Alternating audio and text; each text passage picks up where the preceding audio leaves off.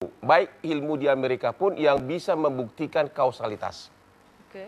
Tidak akan ada psikolog mesin apapun yang bisa membuktikan siapa pembunuh. Karena itu adalah fakta. Makanya di Amerika itu tidak pernah, tetap harus kepada hukum rule of evidence.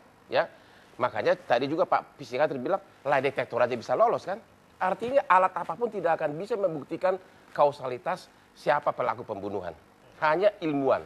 Yang kedua, tidak dari segi hukum, saya mempertanyakan, apakah seorang psikolog mempunyai kualifikasi atau psikiater melihat siaran CCTV hanya dalam waktu episode mungkin setengah jam, langsung menyimpulkan gerakan tubuhnya, tangannya Jessica itu adalah pembunuh. Mungkin bukan psikiater yang melihat CCTV itu, tapi membantu bagaimana melihat karakter seseorang. Tapi kan tetap hanya sebatas keilmuan.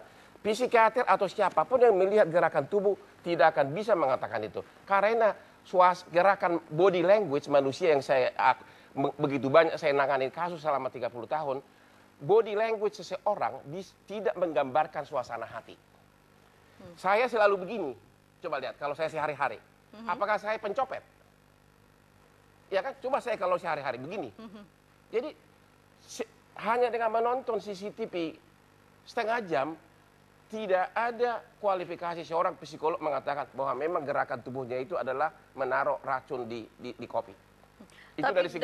Itu dari segi ilmu hukum tidak ada. Dalam CCTV itu katanya memang ada beberapa hal yang mencurigakan begitu kan, gerakan-gerakan. Semuanya asumsi. Makanya saya bilang semuanya, apakah dengan asumsi kita masukkan orang hukuman mati?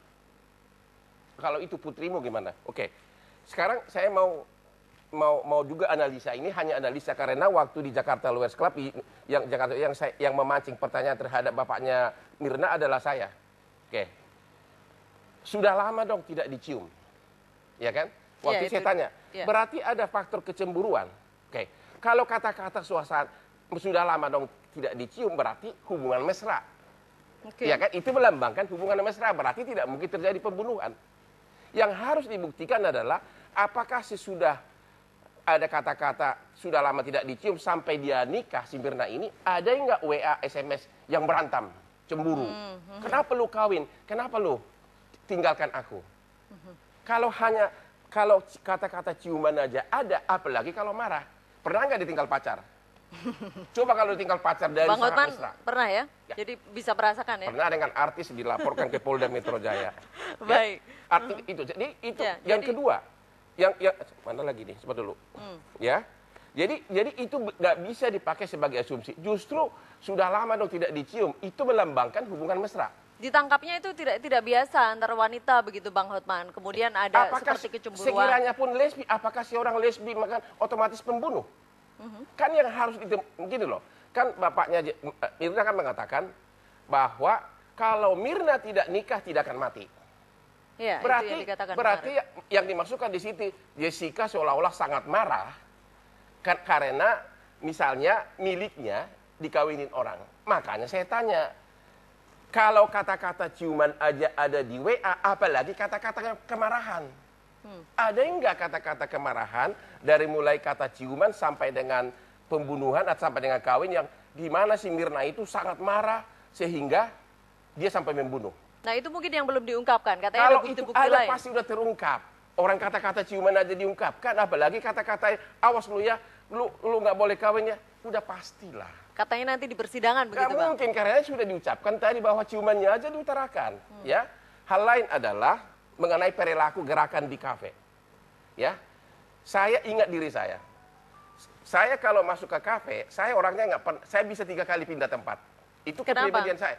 Ya, kalau waktu kita ke kafe itu kan asal masuk, tiba-tiba, oh di sana ada cewek cantik, pindah di sana ada kaca, pindah Itu satu. Apakah itu bisa mengatakan gelisah mau membunuh? Tentu tidak.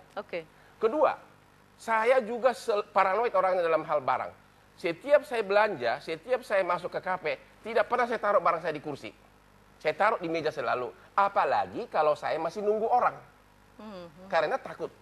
Kita nunggu orang itu kan selalu mutar-mutar kan, pegang handphone. Jadi barang kita selalu kita taruh di meja.